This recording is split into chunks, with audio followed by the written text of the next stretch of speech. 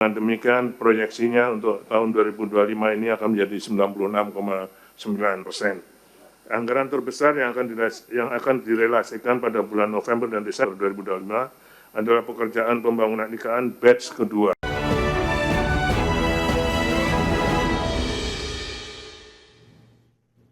Pemirsa, Otorita Ibu Kota Nusantara mencatat realisasi pagu anggaran hingga periode 21 November 2025 baru mencapai 55,9% dari total pagu efektif 8,92 triliun rupiah. Serapan anggaran sampai dengan akhir tahun 2025 diproyeksikan mencapai 96,9% dari pagu atau mencapai 8,65 triliun rupiah. Otorita Ibu Kota Nusantara mencatat realisasi pagu anggaran hingga periode 21 November 2025 baru mencapai 55,9% dari total pagu efektif 8,92 triliun rupiah atau setara dengan 4,99 triliun rupiah. Dalam rapat kerja dengan Komisi 2 DPR RI, Kepala OIKN Basuki Hadi Mulyono menyebut serapan anggaran Deputi Bidang Sarana dan Prasarana menjadi yang terbesar mencapai 4,49 triliun rupiah. Dari beban belanja yang mencapai 7,94 triliun rupiah. Sementara serapan Deputi Bidang Perencanaan dan Pertanahan menjadi yang terendah sebesar 96,37 miliar rupiah atau 27,7% dari pagu sebesar 347,98 miliar rupiah. Basuki menargetkan serapan anggaran sampai dengan akhir tahun 2025 mencapai 96,9% dari pagu atau mencapai 8,65 triliun rupiah. Serapan anggaran tersebut ditopang penandatanganan kontrak pembangunan IKN tahap 2. Dengan demikian, proyeksinya untuk tahun 2025 ini akan menjadi 96,9%. Anggaran terbesar yang akan direlasikan pada bulan November dan Desember 2025 adalah pekerjaan pembangunan IKN batch kedua. Total pagu anggaran IKN sebesar 8,92 triliun rupiah tersebut merupakan imbas dari kebijakan efisiensi dari pagu awal sebesar 10,08 triliun rupiah. Jakarta, Tim Liputan Adex Channel.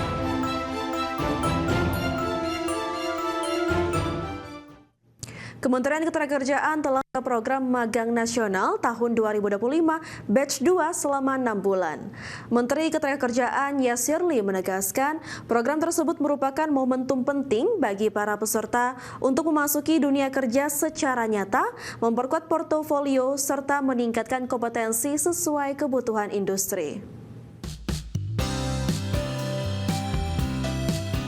Menteri Ketenagakerjaan Yasirli menegaskan bahwa program magang nasional tahun 2025 batch 2 selama 6 bulan ini merupakan momentum penting bagi para peserta untuk memasuki dunia kerja secara nyata, memperkuat portofolio serta meningkatkan kompetensi sesuai kebutuhan industri. Menaker juga menyoroti perubahan pesat dalam landscape ketenagakerjaan. Dalam 2 hingga 3 tahun ke depan, banyak jenis pekerjaan baru diprediksi bermunculan, sementara sejumlah pekerjaan lama akan mengalami otomatisasi akibat perkembangan teknologi dan kecerdasan buatan atau AI. Menaker mengungkapkan kondisi ini bukan hanya menghadirkan tantangan, tetapi juga membuka peluang besar bagi mereka yang mampu beradaptasi dengan cepat.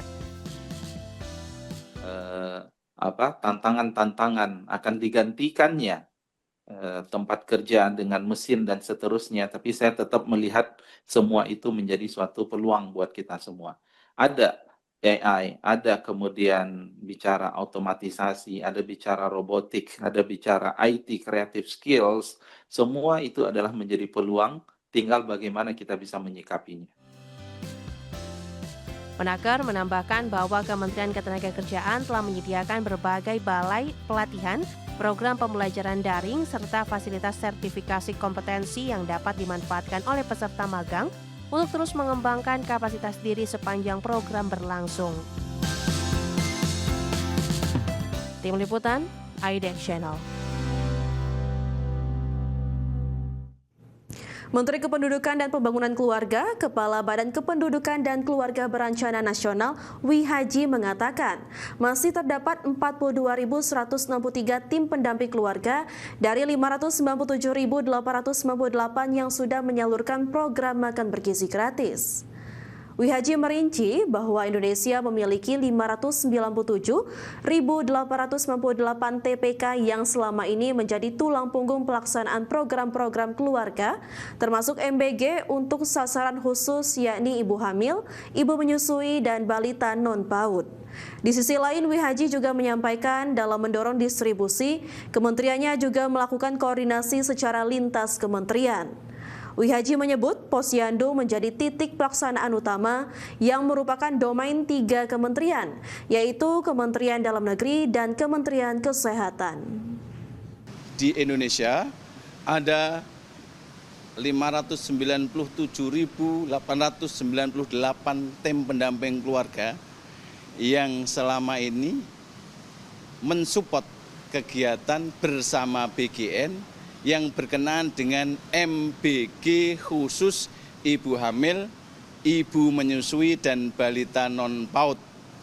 Dari 597 ribuan per hari ini sudah ada 42.163 tim pendamping keluarga yang mendistribusikan MBG khusus ibu hamil, ibu menyusui, dan balita non-PAUD yang saya laporkan kepada Bapak Presiden. Penerima manfaat. Puluhan warga saling dorong dan berdesakan saat antri pembagian bantuan tunai langsung atau BLT Kesra di kantor pos Gandrung Mangun, Cilacap, Jawa Tengah.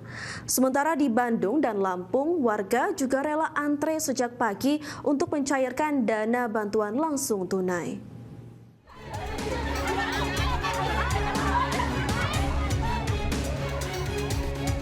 Puluhan warga saling dorong dan berdesakan saat antre pembagian bantuan tunai langsung atau BLT Kesra di kantor pos Gandrung Mangu, Cilacap, Jawa Tengah.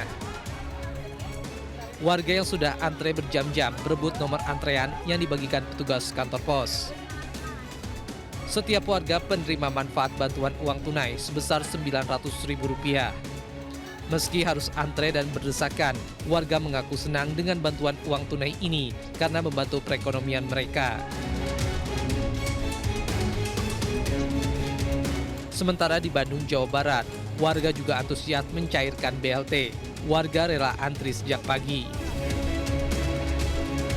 Dari data PT Pos KCU Bandung, 7.233 penerima manfaat terbagi ke 9 lokasi, seperti di kantor pos, kecamatan, dan kelurahan di Kota Bandung. Pembagian BLT Kesra ini berlangsung sejak tanggal 21 hingga 30 November 2025 dengan total penerima mencapai 50.700 orang. Tim Liputan melaporkan.